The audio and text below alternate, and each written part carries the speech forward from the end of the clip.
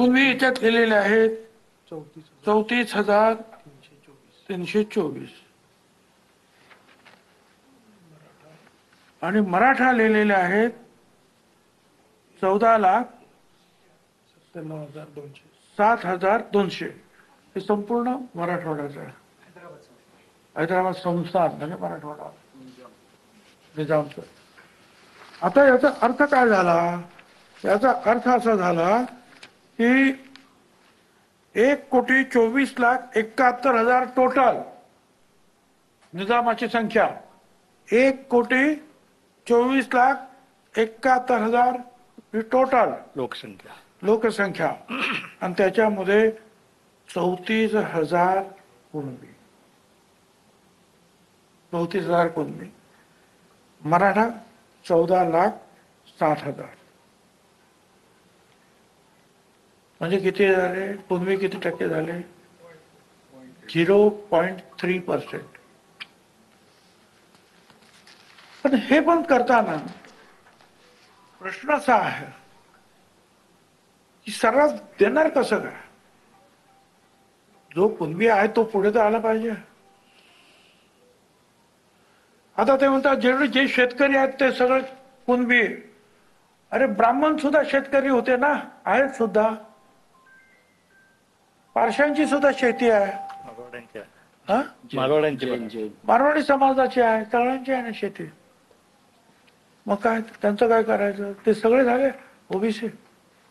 ओबीसींची जे आहे निजामापासून सुद्धा फारकत केलेले मराठा वेगळे आहेत आणि कुणबी वेगळे आहेत आणि ओबीसी आणखीन वेगवेगळे आहेतच त्याच्यामध्ये. साळी माळी कोळी तेली तांबोळी बंजारा खाटीक बेटीक सगळे वेगवेगळे. मी वाचून नाही दाखवलं, मला सगळे त्याच्यात. पण त्यांचं म्हणणं की आम्हाला हेच पाहिजे. आम्ही सांगितलं त्यांना काय द्यायचं, आम्हाला काय म्हणणं नाही, त्यांना जरूर द्या.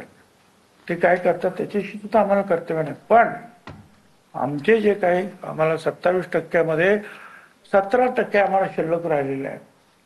कारण 6% जे आहेत हे भटक्या विमुक्तांसाठी गेले. बाकीचे आणखीन कोणाला ते नोबेटिक अमुक तमुक त्याच्यात ते आणखीन सगळे गेल्यावर 2% आणखीन गोवारीला दिले. 17% शिल्लक राहिले आणि 374 जाती आहेत.